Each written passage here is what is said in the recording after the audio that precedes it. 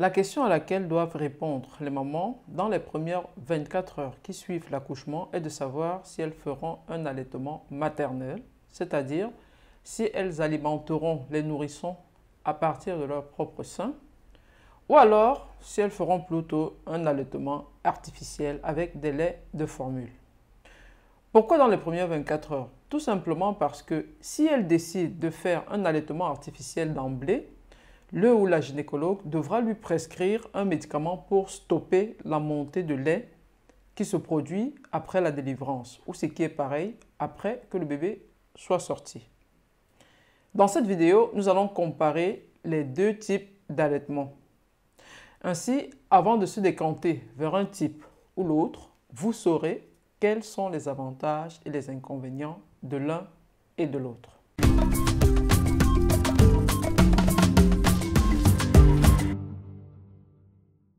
Salut à tous, bienvenue à nouveau sur ma chaîne. Je suis le Dr Ngayam, médecin anesthésiste et responsable de l'entreprise Domaine Médical à Barcelone.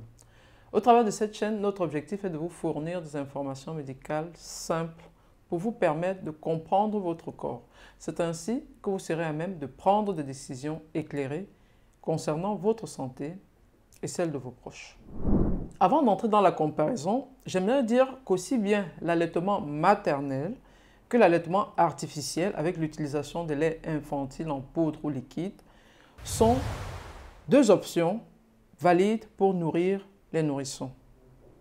Le but ici n'est pas de juger ou de stigmatiser un type d'allaitement contre l'autre, sinon de donner des éléments concrets et certains basés sur des études scientifiques pour mieux comprendre les deux types d'allaitement.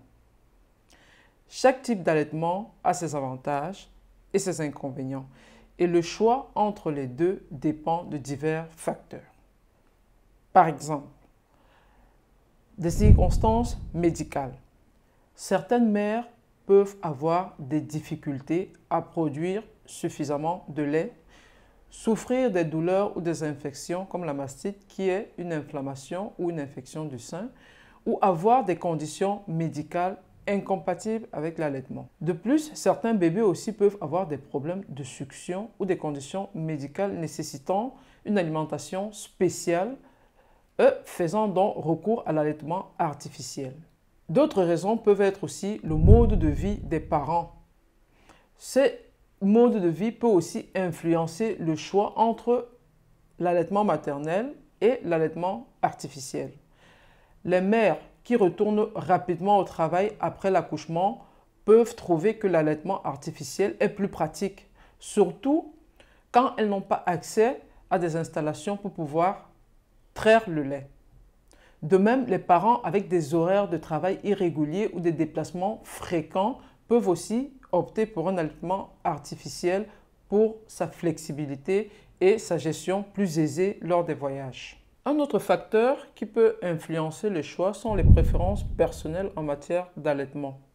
Elles varient en fonction du désir de confort et d'intimité, des convictions alimentaires ou alors de la volonté d'inclure d'autres membres de la famille dans l'alimentation du bébé.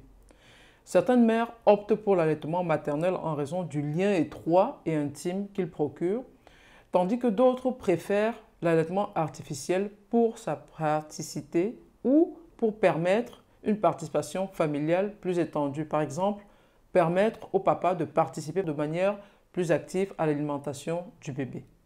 Voici maintenant une comparaison détaillée des deux méthodes. Nous allons commencer par l'allaitement maternel. Quels sont ses avantages? Le premier avantage est au niveau des nutriments.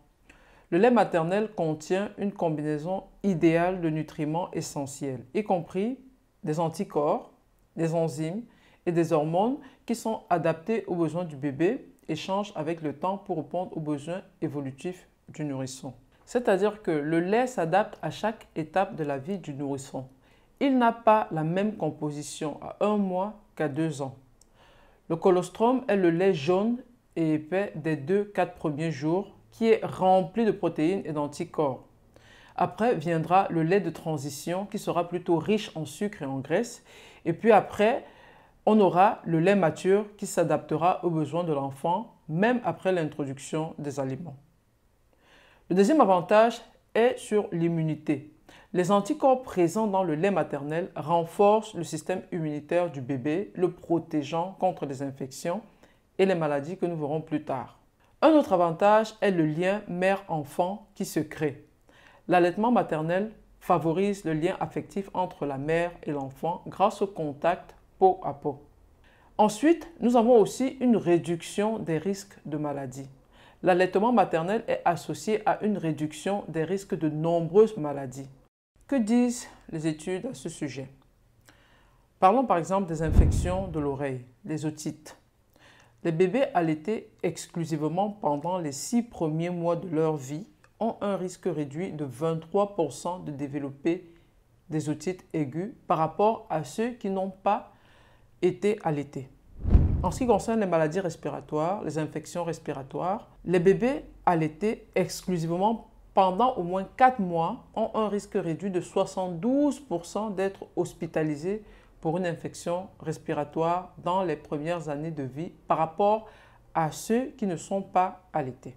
Quant au diabète de type 2, les enfants allaités ont un risque réduit de 30% de développer un diabète de type 2 plus tard dans la vie. Quand on parle d'obésité infantile, les enfants allaités ont un risque réduit de 22% d'avoir de l'obésité infantile par rapport à ceux qui n'ont pas été allaités. Un autre avantage de l'allaitement maternel est au niveau économique. Le lait maternel est gratuit et toujours disponible à la bonne température. Les mamans n'auront pas à débourser un seul centime pour l'acquérir vu qu'elles le produisent elles-mêmes. Et les avantages pour la maman. L'allaitement maternel peut aider à réduire le risque de cancer, de l'ostéoporose et peut aider à la perte de poids postpartum. Pour le cancer de sein, par exemple, le risque peut être réduit jusqu'à 10%. Plus de temps on allaite, moins on a des risques de cancer de sein. En ce qui concerne le cancer d'ovaire, le risque peut être diminué jusqu'à 24% chez les femmes ayant allaité un total de 12 mois dans leur vie en comparaison à celles qui n'ont jamais allaité. Il y a aussi une réduction de risque d'ostéoporose.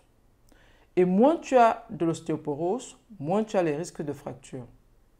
En ce qui concerne la perte de poids postpartum, les femmes ayant allaité exclusivement perdent en moyenne 1,8 kg de plus dans les 6 premiers mois suivants que celles n'ayant pas allaité.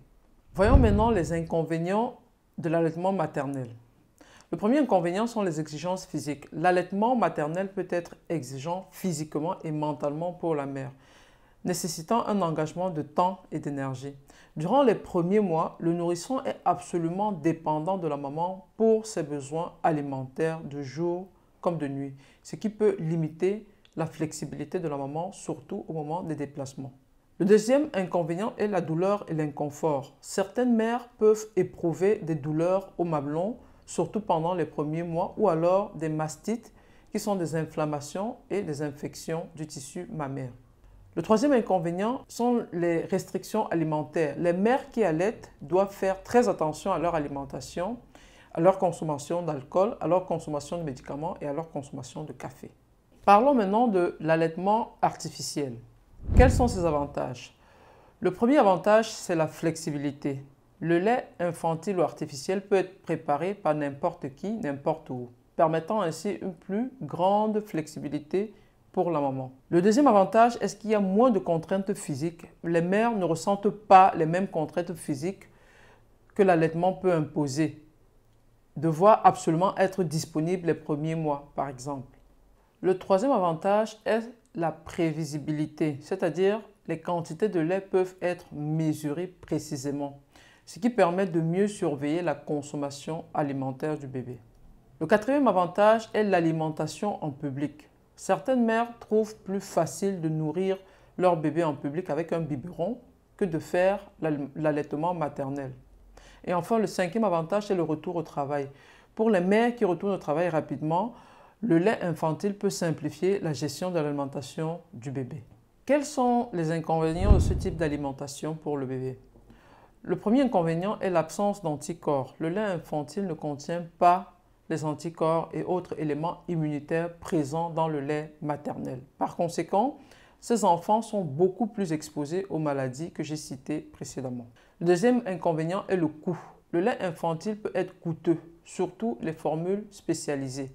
On estime que pour les 2 premières années, on peut avoir à dépenser jusqu'à 3 000 € pour l'alimentation du bébé. Le troisième inconvénient est la préparation et le nettoyage.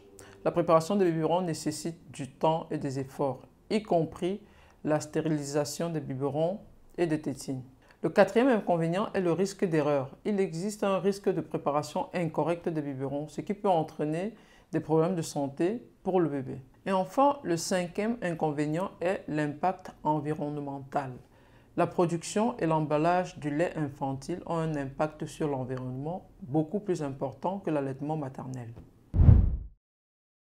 En conclusion, le choix entre l'allaitement maternel et l'allaitement artificiel est personnel et dépend de nombreux facteurs individuels.